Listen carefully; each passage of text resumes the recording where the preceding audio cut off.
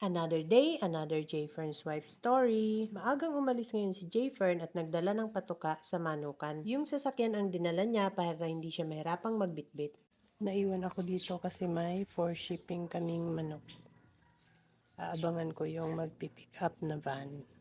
Bago umalis kanina si Jayfern ay inilabas na niya yung white stag na ipapadala sa sablayan. Ilagay ko na lang daw sa bayong kapag dumaan yung magpipick up na van. Sa aming repeat buyer na taga-sablayan namin ipapadala ang white stag na ito. Madami nang nakuhang manok sa amin si client, pang-apat na order na niya ito. Pagkatapos kong magpatuka ay nagsalang muna ako ng aking labahin. Halos 2 araw na makulimlim ang panahon at medyo naambon-ambon at paghapon naman ay malakas ang ulan kaya tinamad akong maglaba kaya ito naipunan ulit ako ng malibag na damit. Malimit kaming magdala ng patuka sa manukan dahil hindi kami bumibili ng madaming patuka. Kapag isang sakong patuka kasi ang binibili namin ay minsan bago maubos ang patuka ay nagkakaamag na. Nagkakaroon kasi ng moisture ang mga patuka kapag natatambak ng matagal. Ayaw ni Jayfer ng may amag na patuka kaya malimit kaming bumili ng patuka.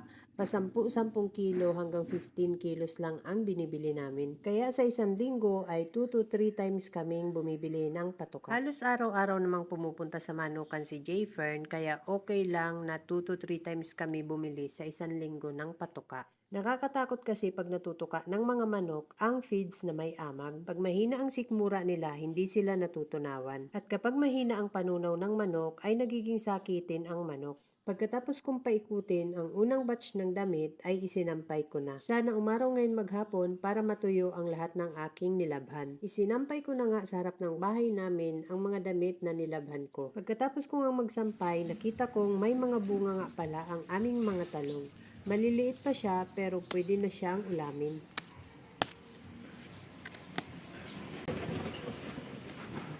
May nakuha akong 5 talong at tamang-tama uulamin namin ngayong umaga. Nag-init ako ng mantika sa kawali at magsasangag ako ng bahaw. Madami pang natirang kanin kagabi kaya isasangag ko na lang para mainit ang kakainin naming kanin. Sa kabilang burner ay naglagay ako ng pan at magigisa ako ng uulamin namin. Gagawin kong sarsyadong isda ang natira naming tilapia kagabi. Nagisa na nga ako ng sibuyas at pagkatapos ay nilagay ko na ang black beans at dahil walang kamatis ay tomato paste na lang ang ginamit ko. Pagkatapos kong gisahin ay nilagyan ko na ng tubig. Pagkatapos tinakpan ko at hinintay kong kumulo. Sa isang burner naglagay ulit ako ng pan at ipiprito ko naman ang talong. Nagpainit na ako ng mantika at nakita kong kumukulo na yung tubig sa pan. Itinigil ko muna ang paghihiwa ng talong at inilagay ko muna ang tilapia sa kawali. Pagkatapos kong ilagay ang isda, tinakpan ko muna pero parang kulang ang tubig kaya dinagdagan ko ng mainit na tubig. Pagkatapos ay tinakpan ko ulit at habang hinihintay kong kumulo ang sabaw ay pinirito ko muna ang talong sa kabilang kawali. Maya-maya pa ayan kumulo na ang aking nilulutong sarsyado. Binaliktad ko muna ang isda at tinikman ko kung ano ang lasa. Mukhang kulang pa ng alat kaya nagdagdag ako ng kaunting patis. Pagkatapos nilagay ko na ang itlog. Hinintay ko lang kumulo ulit at maluto ang lahat ng itlog at naglagay ako ng pampalasa at yan luto na ang aking sarsyadong tilapia.